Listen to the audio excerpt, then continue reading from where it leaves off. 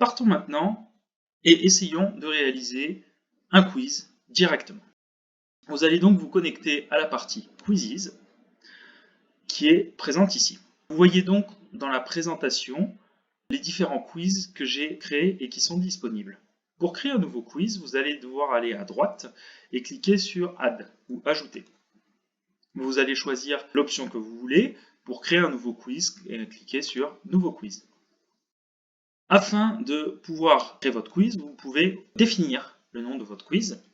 Nous allons mettre quiz numéro 1.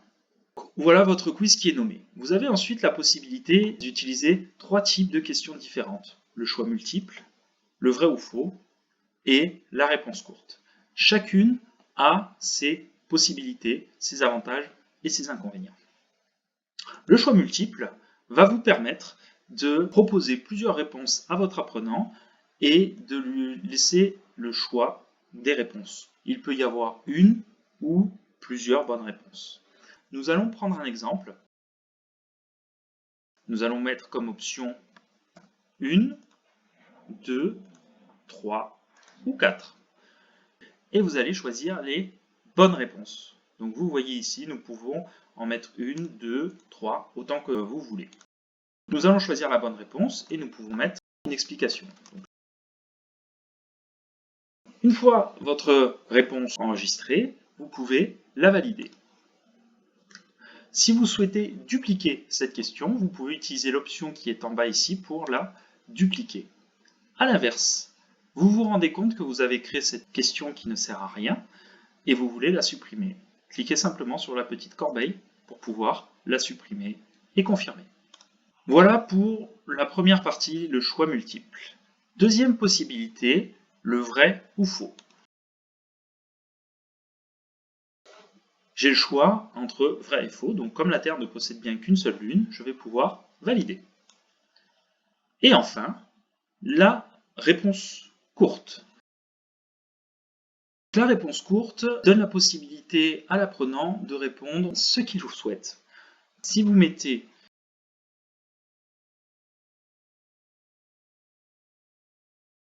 attention, car selon les options que vous allez mettre, les réponses seront différentes. Ainsi, si vous mettez une majuscule à l'une et une minuscule, les réponses seront considérées comme différentes. Vous pouvez mettre autant de bonnes réponses que vous le souhaitez. Une fois que vous avez mis toutes les réponses, vous pouvez valider. Une fois votre quiz réalisé, il faut que vous l'enregistriez et que vous quittiez. Donc vous voyez bien, quiz numéro 1, j'enregistre. Ce quiz apparaît donc dans ma liste de quiz. Pour lancer un quiz, vous avez plusieurs options. La plus classique est l'option quiz. Nous allons donc cliquer dessus et rechercher le quiz que nous recherchons. Nous voyons que le premier quiz apparaît ici. Nous le choisissons et nous validons ensemble pour la prochaine étape. Plusieurs options s'offrent à nous. L'instant feedback vous permet d'avoir des réponses instantanées, donc la personne va répondre et passer à la question suivante. Attention, une fois qu'elle aura répondu, elle ne peut plus revenir en arrière. L'open navigation fonctionne sur le même principe, donc l'instant feedback. La seule possibilité supplémentaire, c'est qu'elle va vous permettre à vos apprenants de pouvoir revenir en arrière. Enfin, la troisième option, Teacher Past, permet à l'enseignant de contrôler le rythme des questions. C'est lui qui va enchaîner les questions.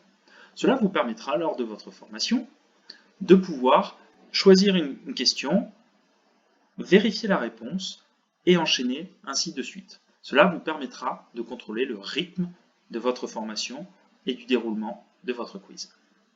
Nous allons donc choisir la solution Instant Feedback, la plus classique. Vous pouvez choisir les options auxquelles vous souhaitez associer à votre quiz. Donc, est-ce que vous voulez que vos apprenants ajoutent leur nom? Est-ce que vous voulez mélanger les questions? Est-ce que vous voulez mélanger les réponses? Est-ce que vous voulez montrer les feedbacks? Les feedbacks, rappelez-vous, ce sont les réponses que l'on va donner une fois que les personnes auront répondu à la question. Enfin, vous, est-ce que vous souhaitez voir le score final? Je vous invite, par expérience, à mettre au moins le score, les feedbacks et à mélanger les réponses. Une fois que les options sont choisies, vous pouvez débuter votre quiz. Le quiz est lancé. Vous êtes sur la page des résultats. Vous voyez donc que pour le moment, le quiz est disponible, mais qu'aucun apprenant n'est connecté. Je vais maintenant me connecter à ce quiz pour voir comment fonctionne le quiz. Me voilà connecté en tant qu'étudiant. Je vais donc pouvoir répondre aux questions du quiz.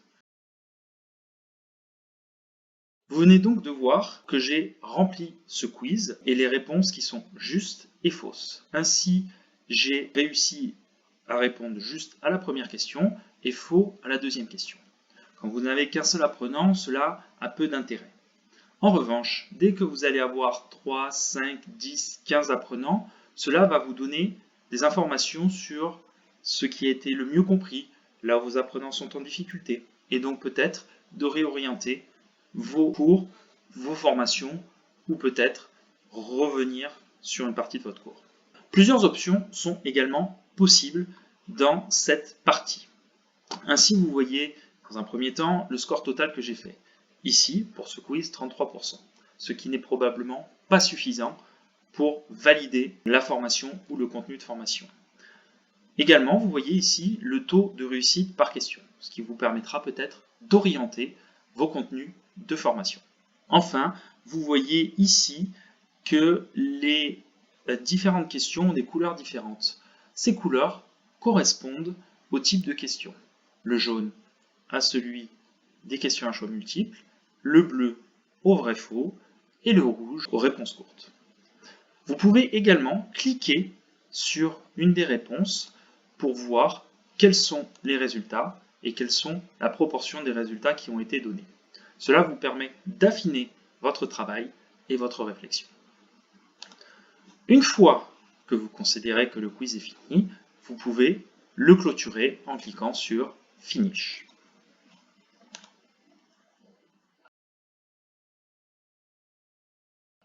Votre quiz, une fois terminé, vous allez pouvoir accéder à celui-ci et aux résultats de celui-ci dans la partie Report. Ainsi, vous voyez le quiz que j'ai fait tout à l'heure apparaît dans mes rapports. Je vais pouvoir donc cliquer dessus et retrouver les noms, les réponses et les résultats qui ont été obtenus. Cela vous permet d'avoir une traçabilité sur vos évaluations et sur les quiz réalisés. Vous pouvez également exporter les résultats en cliquant sur Export et en téléchargeant celui-ci. J'espère que cette vidéo sur Socrative vous aura été utile et vous permettra d'utiliser de façon pratique l'outil Socrative.